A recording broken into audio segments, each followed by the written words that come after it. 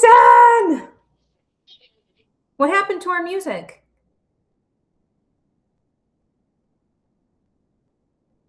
How are you? There we go. I think you have the unlucky job of being our music producer. I do, and it's always so hard. It's always so hard. And here I was trying to put some AC/DC on for you and all that stuff. Oh my gosh. Oh, listen to Cindy, the first new now of work, first digital meetup. It is like a first. We will get the music to work. It'll be an added feature going forward. So happy Friday, everyone. April 3rd, 2026, episode number 301. 301. 301. Yeah, right? Oh my gosh. And people came. Oh, you guys, we literally could have just been the two of us today. Yeah, you never really know what's going to happen. Jason's in a new place. Yeah. I wonder if he's talking about new place, like in my, like my background. Yeah, I'm always in a new place. That's a good thing.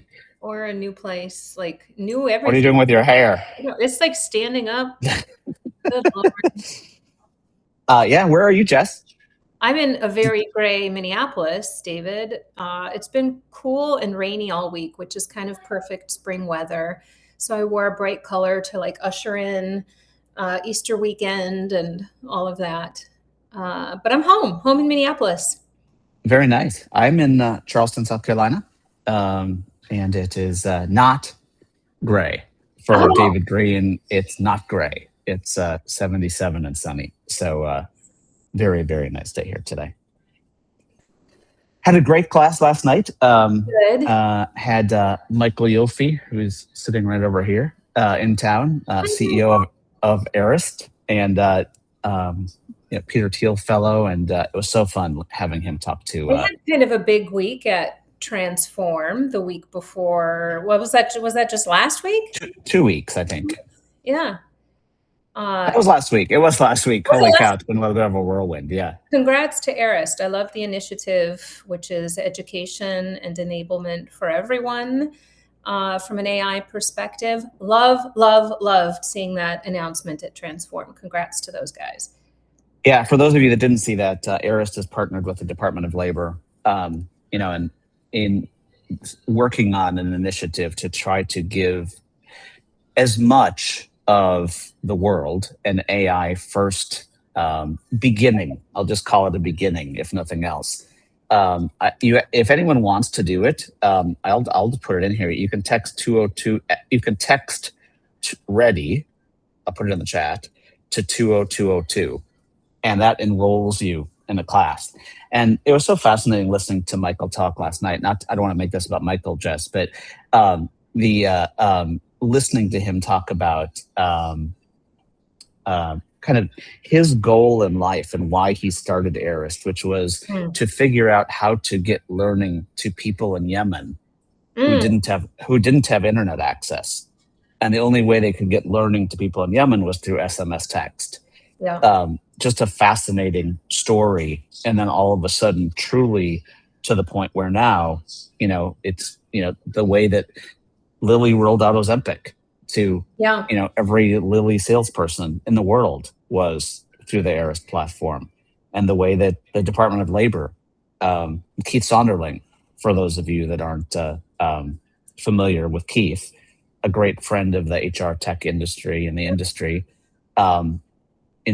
it brought Arist in to help do this. So huge wins. And for those of you that haven't taken the class, give it a try. And once again, I mean, literally, it's for everyone. Like I took my mom through it. She's like, it was great.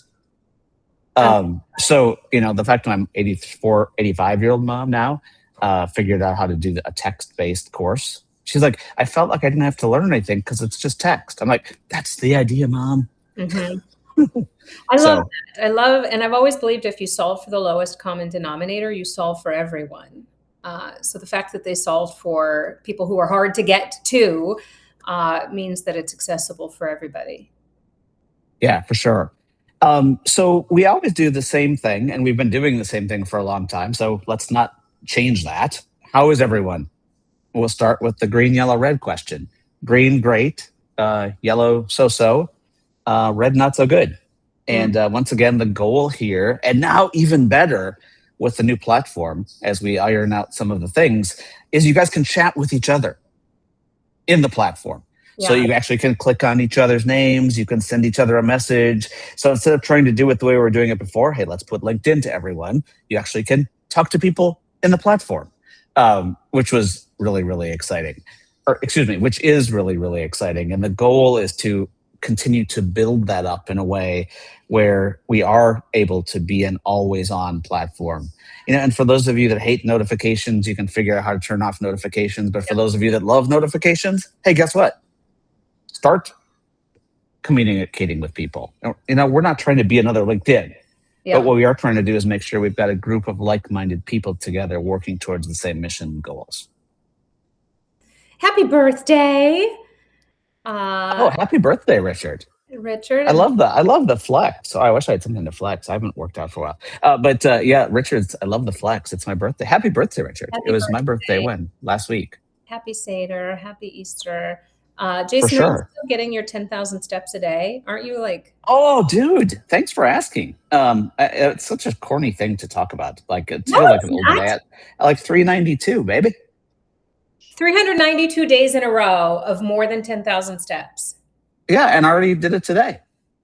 So That's amazing. I know the goal was to get to 365, and now I'm like, I can't stop. Yeah.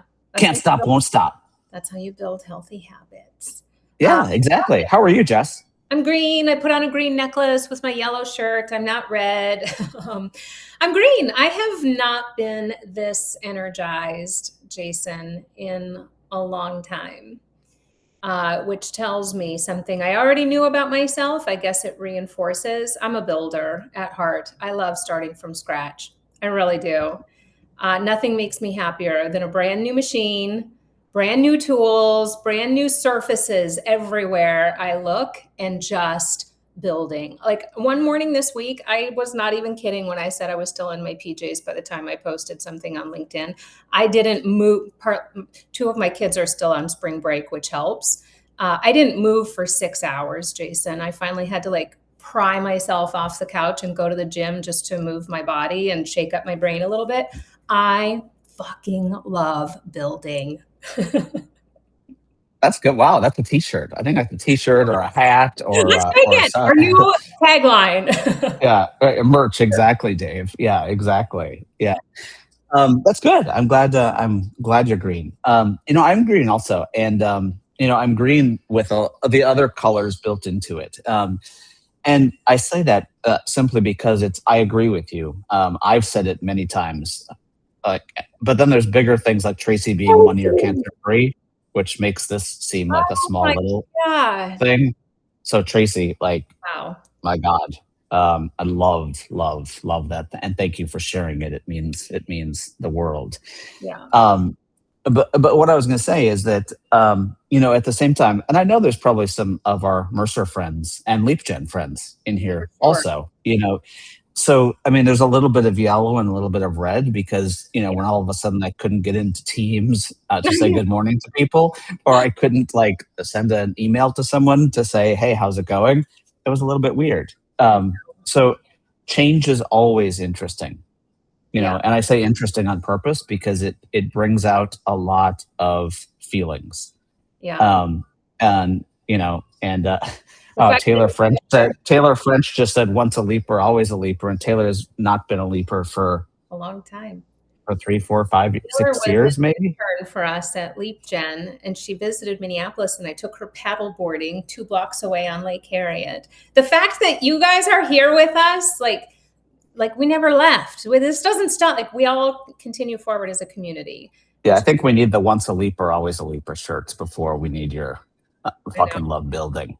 Um, it is a little bit different. I mean, I guess we still have the explicit rating on our podcast, but now not having a corporate I know. thing to worry about is probably does some freedom in some of those areas too. Not that everyone loves.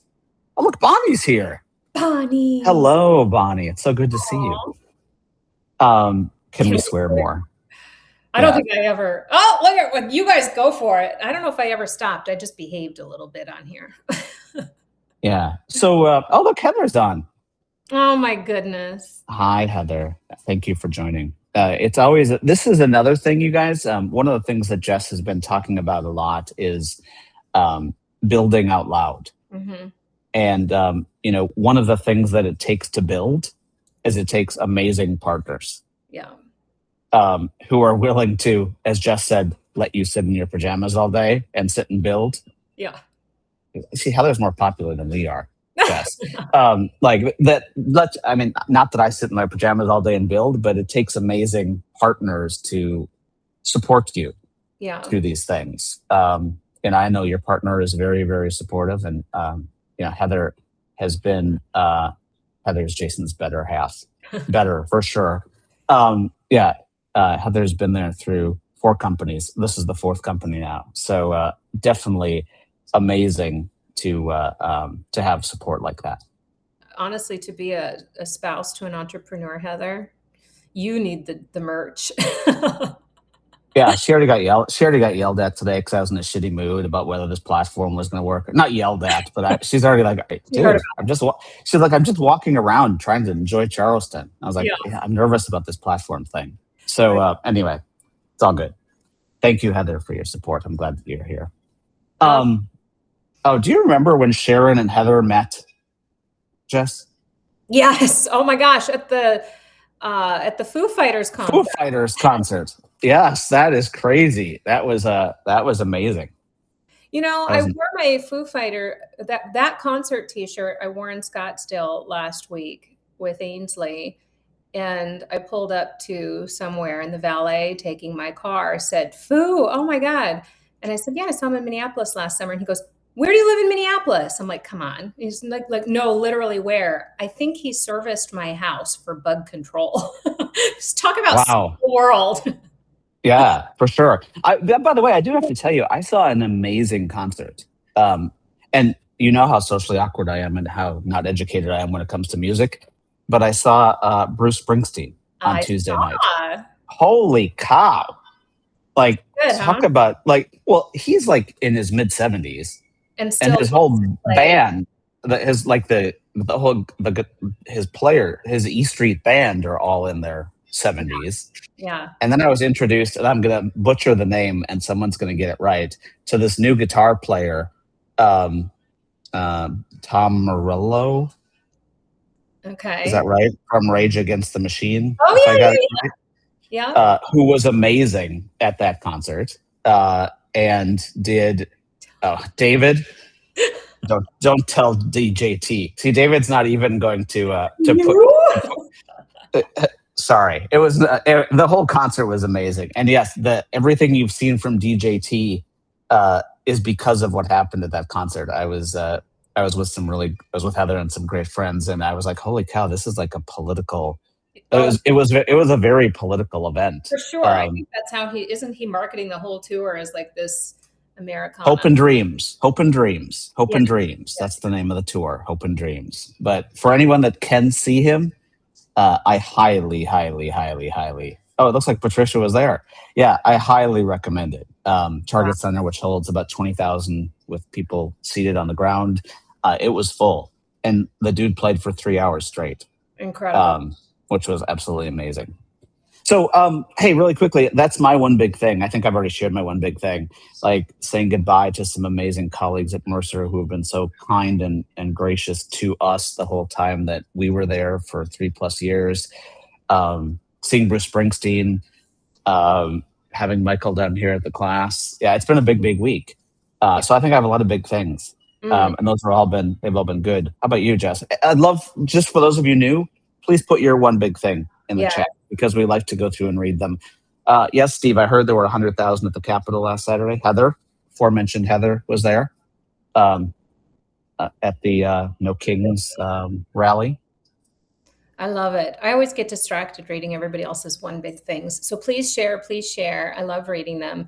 I'll go kind of fast. It was a transition week, which is bittersweet. It kind of feels like having your funeral while you're still alive, like everybody reaching out to you and um, telling you, something that you shared, some memory, some impact you had on them, which is really, I, I don't think I ever slept so hard after completing the transition. Like I was just like emotionally exhausted with the transition, which was an amazing transition.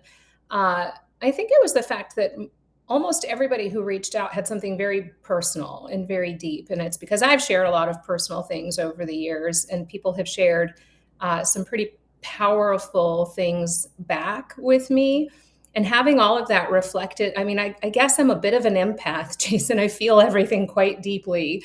And that was a lot this week to reconnect so deeply with so many people who you've touched over the last mutually, like who we've shared, things with. And so that was big. It literally felt like having a funeral while you're still alive. I was like, whoo, whoo. It was just like a lot of that, but Yeah, deep. I forgot what you wrote to me. I forgot it was on text or Teams or whatever, but I forgot your concept of that you're an empath or something like that. I forgot the exact quote that you used, but it made me laugh. I said the life of an empath. It literally is like walking around with no armor. Like you just feel everything, which is amazing. Which is amazing.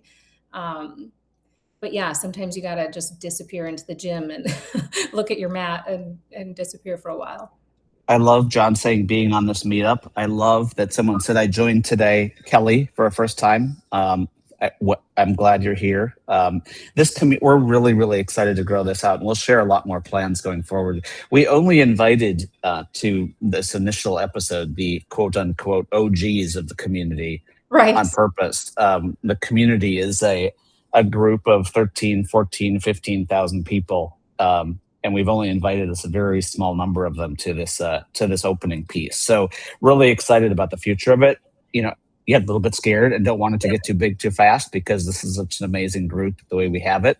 So it's fun. It's going to be fun to, as I wrote on LinkedIn yesterday, the dust, is part of the build. And you guys are seeing some of the dust, and you guys are going to be part of the build as we do this. Yeah, for sure. Was there anything else, Jess? I don't want to talk about all this other stuff. I want to get back to these people that had so excitement over the migrant birds. Oh my God, Chris!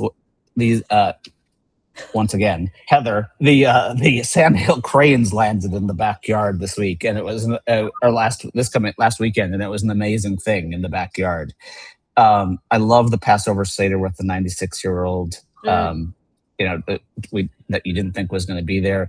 I do have to tell this one story, and then we need to get to our guest because Yeah. it's really important that we do this. And we always try to spend the first 20 minutes, which I always think it's the part people hate, and people tell me it's the part people love, but I'll just rambling. Mhm. But David Green, who I hope you guys follow David Green because David Green is the best, Yes. by far the best curator of content Yes. in our industry. Um, I'm, he's much more than that. So that's not giving him enough credit because he's actually creates a lot of content as well. But from a curator standpoint, Yes. what he puts out from a newsletter standpoint, the amount of stuff that he reads, the amount of stuff that he consumes and then shares back, he's one of the first people when people say to me, "Who should I follow Right. and how do I learn?" David Green's always the first person out Totally. of my mouth. And it was so funny because we're sitting in Las Vegas a couple weeks ago, and I was looking at him, and he was having like a really hard time like with his device, and I was like, "Are you okay?" And yes, with the new iPhone, and he's like, I was like, "Oh my God, that thing looks like a piece of shit." And he's like, "Yeah, the family, everyone in the household has a better device than me." Um, That's so so. when he said that he got a new phone, it made me funny because I was the one giving him grief for like struggling with it was cracked, it was creviced, there were pints of beer like hidden. David lives in London, by the way. There were pints of beer like in the case. It was a disaster. Oh my gosh. I agree. If anybody is like me, I try to protect reading time. It's like my own professional development. I have to protect time to read everything I bookmark throughout the week. And if you like, I completely agree. If you want to save yourself a bunch of time, just hit the bell. If you guys don't know the hit the bell trick, like literally go to David Green's profile and hit the bell so you will be notified every time he posts. It's literally like, I know we're gushing over David Green now, but I totally agree. And do the bell thing. Like I'm huge on curating my feed, period. It's just a lot. It's noisy. They keep changing algorithms. Like I really am intentional about my feed. Hit the bell for people you love to follow so that you make sure you see all of their new posts. Look at That's those great. essays. Should we bring Dave? Exactly. Yeah, I know we should. We'll have David on soon. Yeah. And I we mean, our need the guest, Dave. yes, but let's bring Dave on, our guest today. Oh, Now, here's going to be the challenge, right? To bring him on. Let's see. Let's see. Let's see. Let's see. There he is. Hey This guys. is so bad. This is so bad that we're actually celebrating technology working. Like, isn't technology just supposed to work, and we shouldn't be so freaking nervous? Right now, I'm so deep in like learning how to make gum loop work that like I have it like every 10 minutes. Like, oh, I did something. It's working right now. Yeah, it is. It is so funny. Well, Dave, welcome. So excited to have you here. Jess, I want to. I think so. I want to start. You know the story, Jess. I want to start with the story.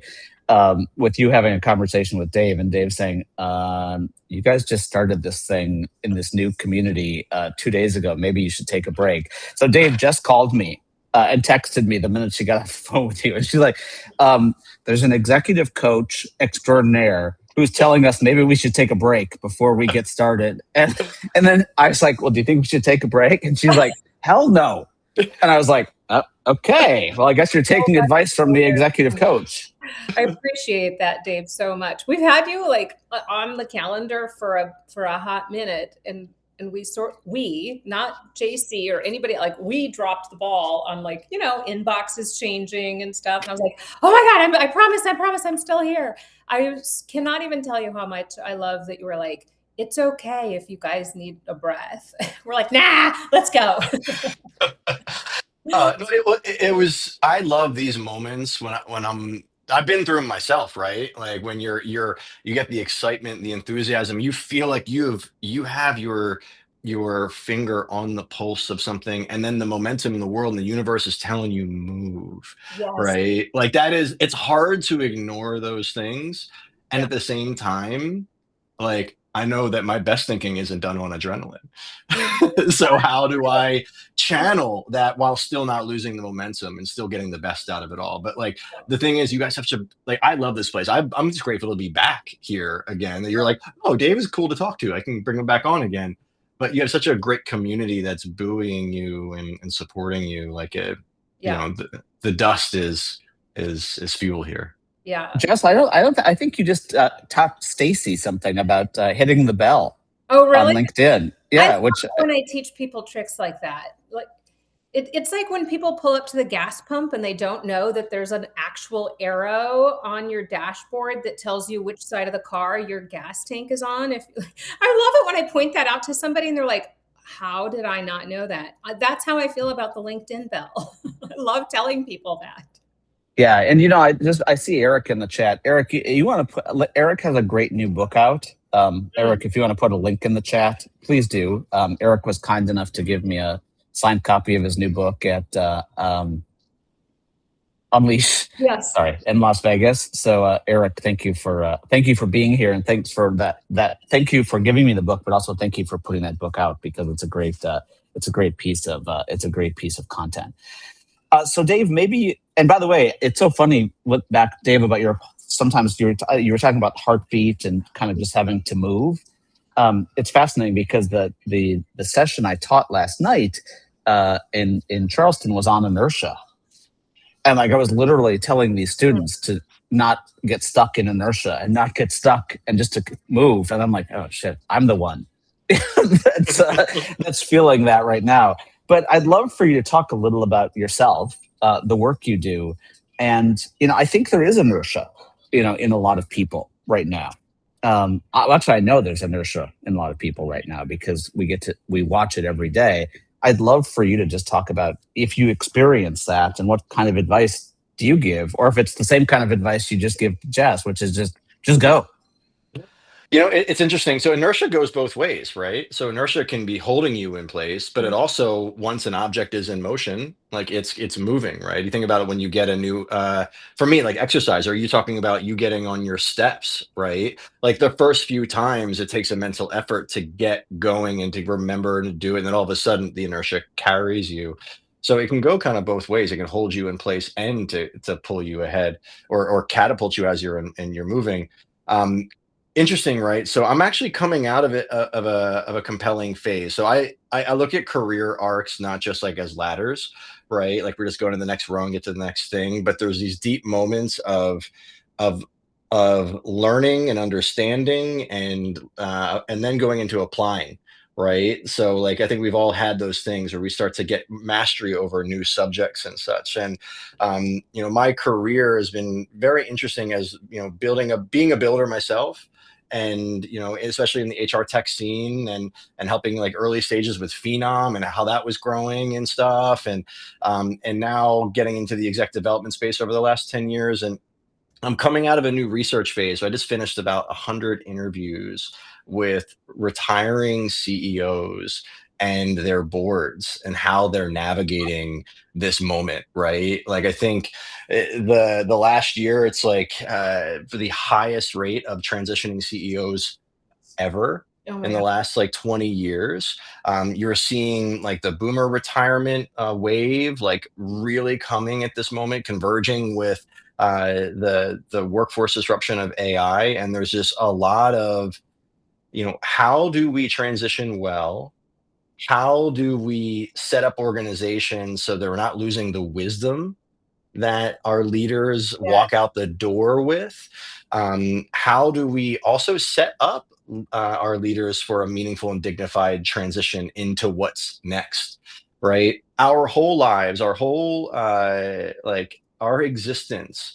Right, there's so many strong signals that come Mhm. at us, Mhm. like get a good job, get the next promotion, build the family, procreate, be productive, like all the very loud signals. And once you hit this pinnacle of one's career, you've won the game, quote unquote, but you don't have a rubric Mm. anymore for what success is, contribution is. And it's a very challenging place for folks. So right now I'm just coming out of this phase of understanding what leads to meaningful transitions that sets the leader up for success when they move into life after leadership. Mm. Because if you don't have a plan, it has been wild. Like the data, you have a 6 times higher mortality rate if you aren't stepping into the next phase with intention. Mm. The Really? organization, yeah. If you don't have, like, there's some really key factors, like research from Jeez. uh, Arthur Brooks and David Brooks and Jess, why are Richard you Rohr laughing and at the me? numbers. That got your attention. Well, 6 times, dude. I was like, I mean, I could see 6 days, but 6 times, like, It, holy cow. Yeah, it's around like where you find community. I think there's a correlation between leaders who their whole identity is wrapped up in their role and in their work. And when they sort of stepped out, they realized their relationships and their communities are so deeply associated with their work that it's very isolating and lonely, that leads to higher rates of depression, alcoholism, a lot of other factors that come at play, that lead to higher risk of mortality within the first 2 years of retirement. I think we all know somebody who just didn't transition well, or my mother-in-law, right? Precipitous drop after she retired from nursing, right? So there's a lot of that's in there, but it is the identity. It's tied up. How do you transition and do it well? And it's my belief that it is an organizational imperative as well. There's so many things at play right now in terms of the culture that you're setting up when you transfer wisdom well and you sort of let people come up. So, long-winded explanation of what I'm excited about. And I'm coming out of my research and now into the application phase of how do you set people up to transition well when all of these things are converging.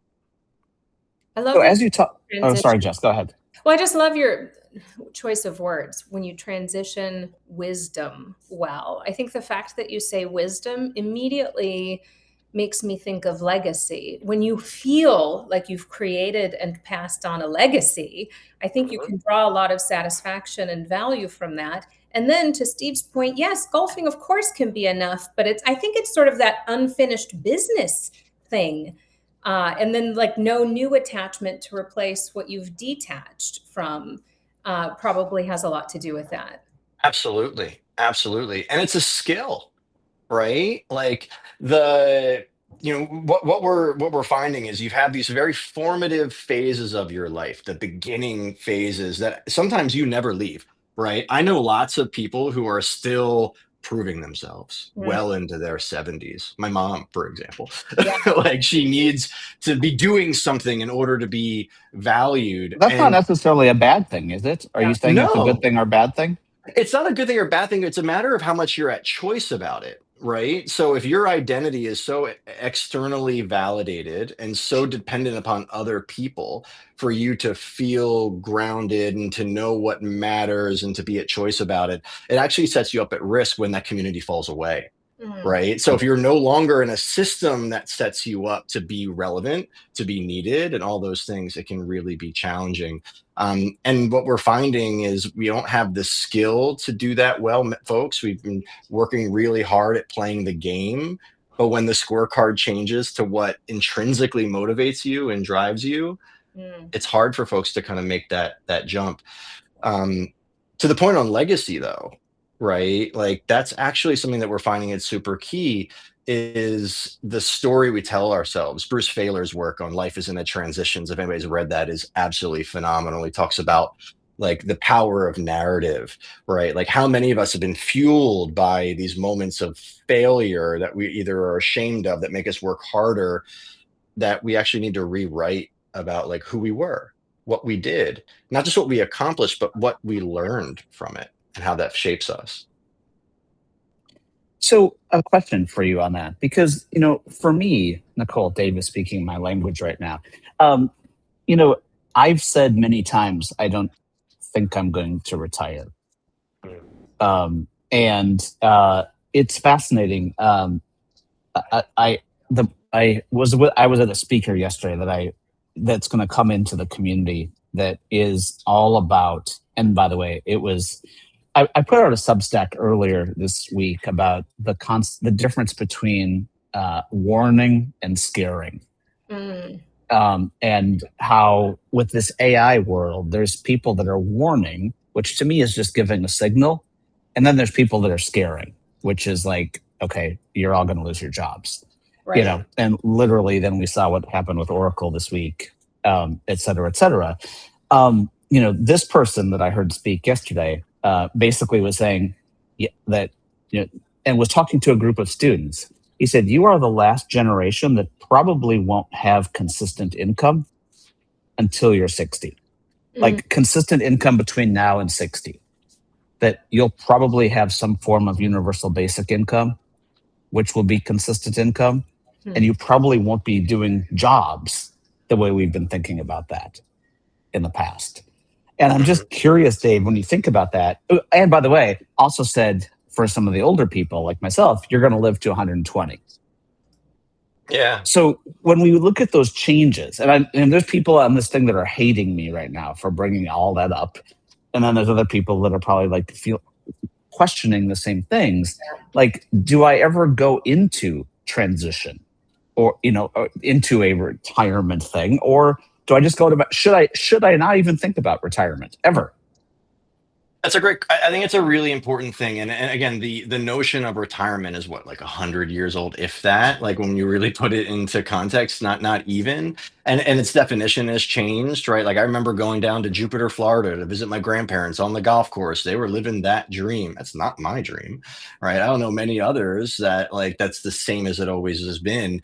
And what we're seeing now is there's not really a retirement into leisure in and of itself. It's a recalibration of contribution and purpose, right? And you're seeing people develop portfolios of where they're doing work. So whether they're, I think it's traditional stuff, board service. A lot of people are mentioning volunteering in there as well. But it's less about the what and more about the types of buckets that the research shows that leads to meaningful satisfaction, wellness, and really full health and lifespans as they extend, right? So what communities are you a part of? Whether that is faith-based, whether those are hobbies, or like I have a CFO I'm working with right now who's like has a motorcycle in his garage that he's been staring at for years, and he's just starting to like go and find local clubs to be connected to, right? To understand like how do I contribute here? So, finding where your communities are, relooking at your personal relationships. Where are you investing on that front? Are you like your relationship with your spouse gets to be redefined if you're with someone, or where does it mean to find love if you've been kind of putting it off, right? Or friendships that aren't outside of your industry. And then it goes to like the vocation and the contribution piece. Now you can do that in building. You can still have side hustle and make money if it gives you meaning. If you need it financially, it's also important as well. But I think it's a matter of where you're working your wisdom. Mm. Arthur Brooks talks about, going from fluid intelligence to crystallized intelligence. The first half of life is the hustle, right? It's I'm going to make it happen. I'm connected to things. And the second half is when you realize that it's, your that energy only takes you so far, and actually your capacity for still kind of working in the same way goes down, but other parts of your brain go up in terms of your ability, pattern recognition, and things like that. So how do you apply wisdom?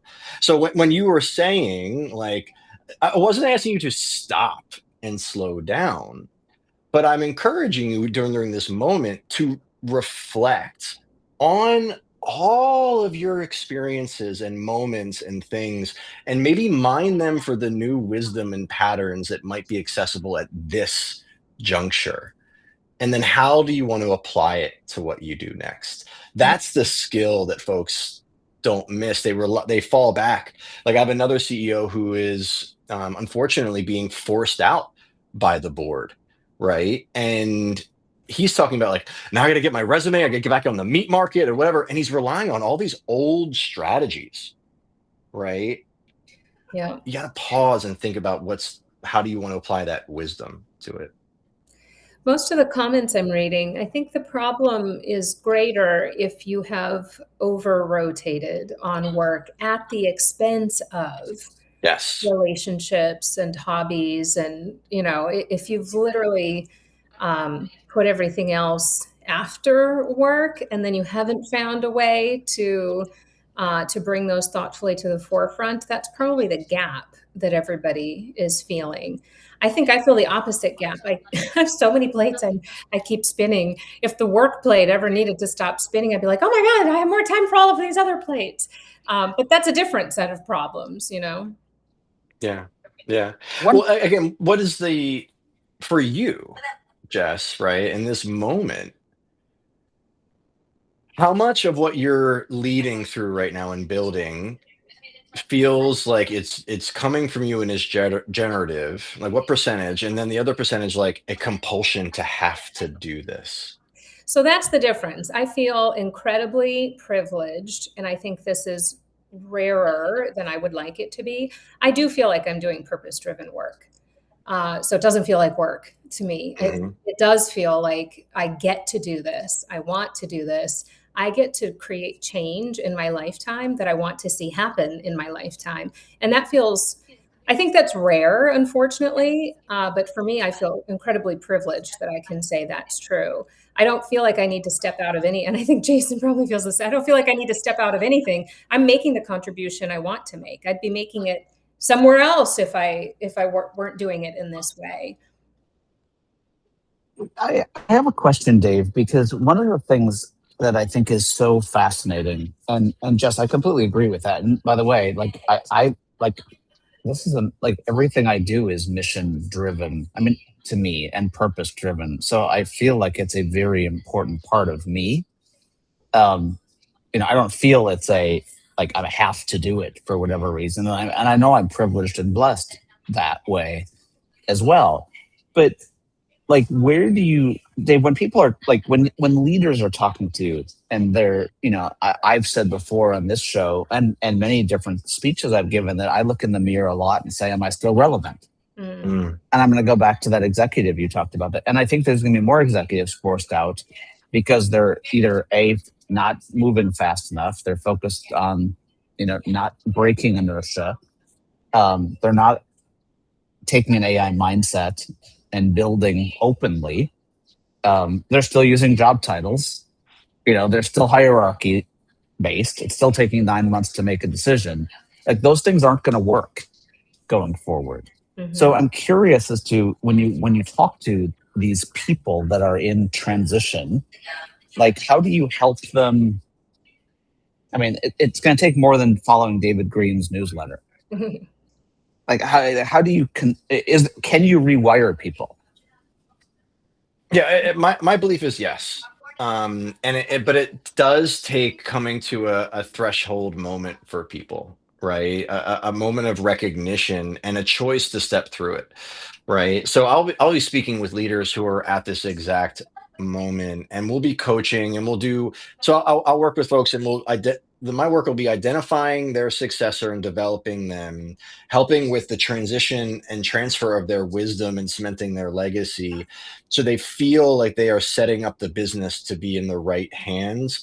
It's usually at that moment that you'll have the best opportunity to really kind of make that transition. But not everybody gets that grace, right? Like some people are like the last leader I spoke about are kind of foisted into this moment where their agency is removed, and that is a hard thing to do, especially when you are the most agenic, for lack of a better word, person that you have. And the the way that we see is you have to have a really honest assessment of where you are, right? What parts of your world are strong, and what might actually have some gaps related to some of the factors we talked about? Can we have a conversation about the current health of your relationships, where you have community, where you think you'll find contribution, and things of that nature? And when we're able to map it out pretty clearly, it ends up actually taking the weight of the transition out Mm. instead of this amorphous giant thing, the whole like the adage of like shrinking the elephant type of thing. Let's find the areas where you can just get started and build inertia. Go to the motorcycle club. Find that volunteer opportunity at the Y that offers you structure. Instead of putting off that trip, do the trip. It's small little things, but it does take time. But you have to do the reflection part first, And right? David, I think that's so I love that. I love that you just said that reflection, because to me, I think that it's really, really interesting that, I mean, there are people that will constantly say to me like, "Oh, I can't believe you're traveling again," or "I can't believe you go to Charleston once a week to teach a class." Like I'm like, well, yeah, but this is what like upon reflection, this is what I love. Yeah. You know what I mean? And to take that away from me would be a huge, it would be a huge gap. So I love how you said that, upon reflection, or that concept of reflection, because, and not every path is the same. Like there's no way I'd want to be Steve Jewell, Yeah. only because I don't like cold water. Yes.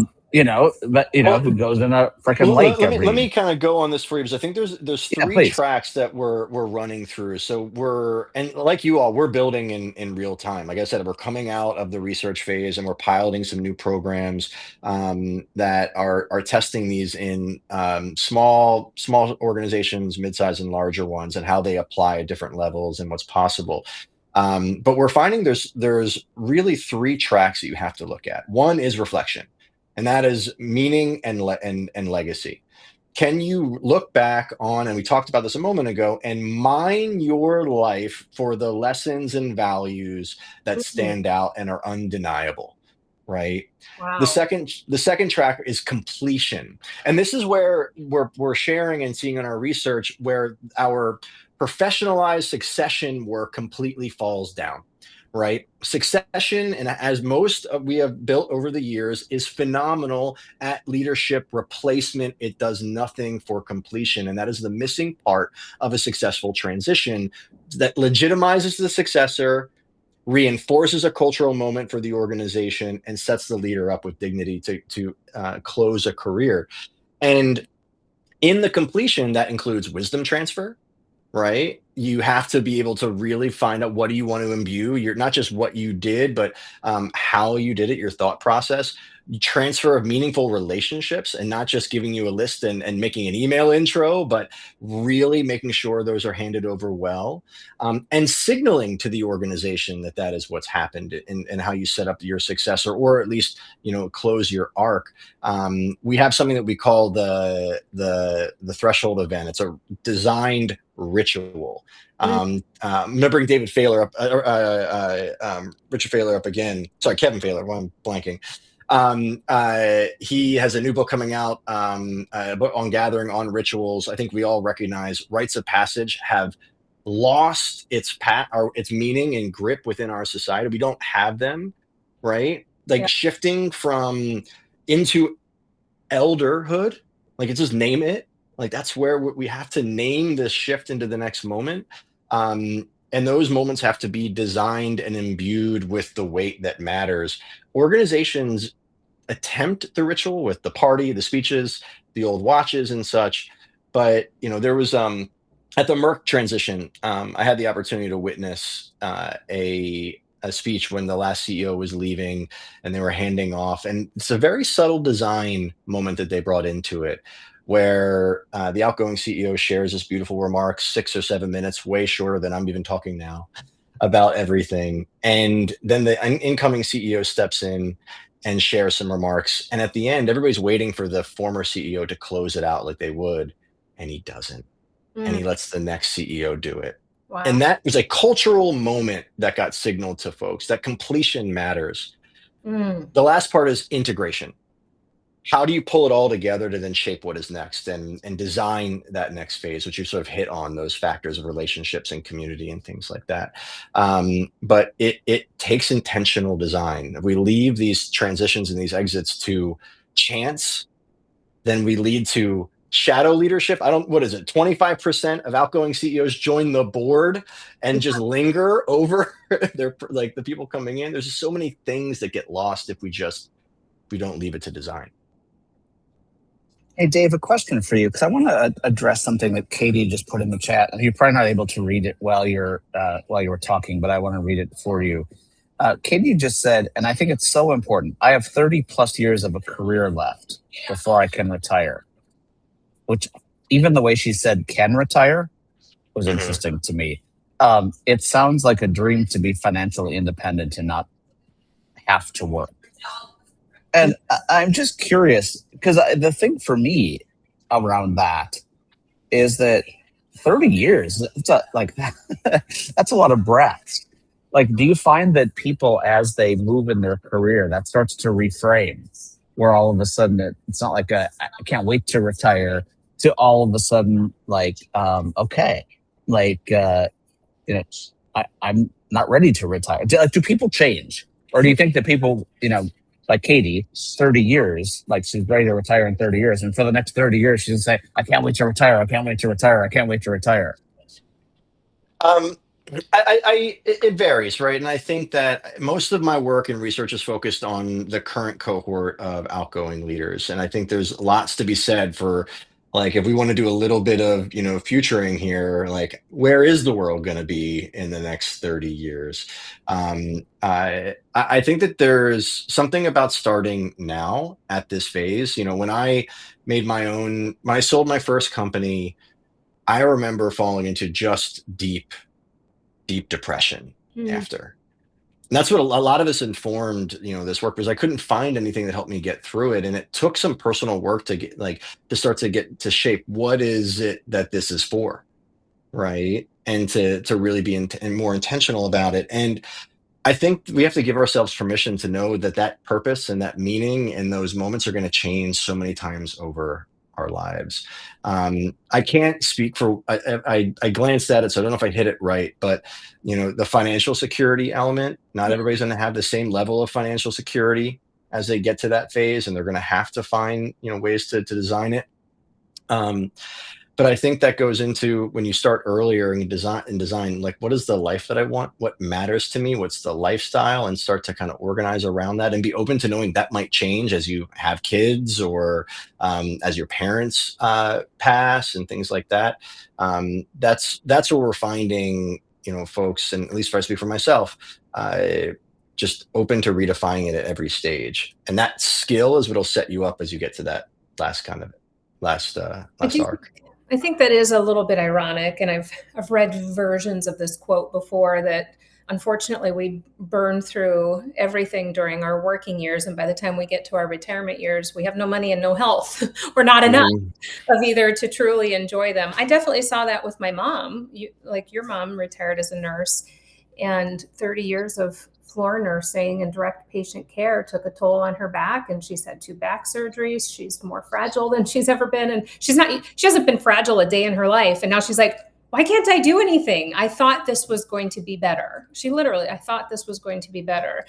One of my favorite instructors at my gym is a retired ballerina. She had a long career in ballet. She teaches Pilates now, and she teaches functional fitness. She literally wants everybody to be able to get up off the floor without using their hands, because that's functional fitness. One day you're going to be old and your spine still needs to carry you. mm. I literally think we empty our tank in all the ways in our younger years, and then we get to what's supposed to be the golden years and the best years, and we've got nothing left. I think that's so sad, especially when some of us watch our parents going through this and stuff. Yeah. Yeah, I'm so glad you brought that up. And it's funny when you start doing all this research, and then all of a sudden, like, all the algorithms figure out what you're into these days. Like, the number of TikToks that I get on how to fall right now, how to practice falling to make my hip and knee strength right. It's you know, I totally agree with you. And that's why I think it's so key to be starting sooner about, shaping and knowing that what comes ahead isn't going to be the same story that it has always been. And that our ability to, and I actually think this is an organizational wellness and Yeah. benefit that is required. We must bring it into our workplace to talk about, how do we care for ourselves? How do we set up ourselves for a meaningful future? And do the work now. Mind your life for lessons now as you're going through it, before you come to the end. You're like, okay, I got to cram for this moment.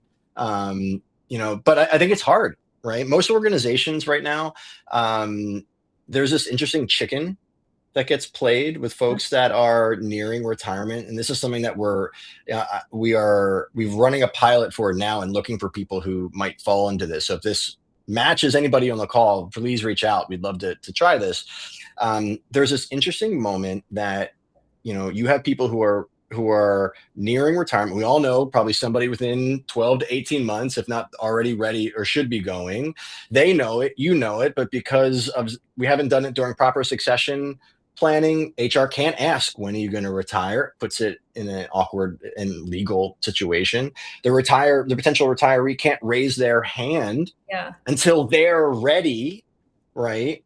So we're going in and offering these confidential reviews with leaders that they can come to us as a benefit offered by the company to start to do this on their own, privately and confidentially, before they raise their hand and just start the ball rolling. It makes it, like, I think Fidelity has a phenomenal voluntary retirement benefits package and things, but there's something about facilitating the conversation and making it a space they can take advantage of, and doing it in a way that dignifies where they're at. So Love that. there's something there that we're really trying to validate at this moment. Dave, Jess knows it's. I always throw out something at the end that's a big topic, and it drives her crazy, but I have to. Because it's been. I've been trying to. Pulls the pin out of the grenade with a minute left, and he's like, I have a big life question. Dave, are all the leaders that you're talking to today ready to lead robots? Oh, see what I mean? Great question. I would say less than 30% of them probably are ready to do it now, or tinkering, leveraging, and digging in. And if they're not, they're starting to surround themselves with people that are, but the vast majority of them are not ready. And I think that's actually kind of what we're facing right now. You have ready now leaders that are being stifled by folks that need to make a transition and prepare for what's next. And if they aren't going to make that transition, how do they start to really embrace what's going on? And that's a tougher shift. Yeah. I think it's a huge issue. Yeah. I think it's going to be a huge issue going forward. And some of the CEOs I'm talking to next week, I'm in Rhode Island at a CEO event. Yeah, I think it's going to be a big, big issue. I've said it before, and I'm not going to keep saying it. Like, I think it's going to be one of the biggest issues I know there's a lot of issues in the United States right now when it comes to our presidential situation, but I still think this issue is going to be one of the biggest issues in 2028 from a presidential election standpoint. Even if the jobs report number today it looked like it was better, even though a bunch of people texted me and said it was fake, which I'm like, oh, great. Now we don't even trust anything. All that being said, I think that leaders in the future are going to have to change. And that's one of the things that we want to do in this community and build, once again, out loud, is thinking about what those leaders in the future are going to have to be prepared for, because I think that there's a lot of inertia back to that word. Yeah, for sure. Yeah, I can't disagree with that. I do want to make an offer for folks here. I do have a link to sign up for beta of that program for the readiness, like the confidential conversation. So if folks are interested, I'm dropping a link in there now. Awesome. Take a look at that, sign up for it. If it feels like it matches your organization, we'll set some time to support. That's great. Well, Dave, thank you for being here on our inaugural new platform episode. Episode 301. It was Go ahead, Jess. I'll start to wrap us. Thank you for being guinea pigs with us, everybody. You are real-time testers. It all works. I think it's great. I wonder if we can have a note taker pull all the great book recommendations and start us a new book club thread. I'll work on that. And more to come, lots more to come. Thank you, Dave, for being part of our transitional conversation. Thank you for having me. Thanks to this community and everybody who was part of our chapter at Mercer. Thanks for showing up today and continuing with us. That is really, really special, and we love you. Great. Thank you so much. Have a great weekend, everyone. Have a great holiday weekend, everybody. Bye-bye. Take care. Bye-bye.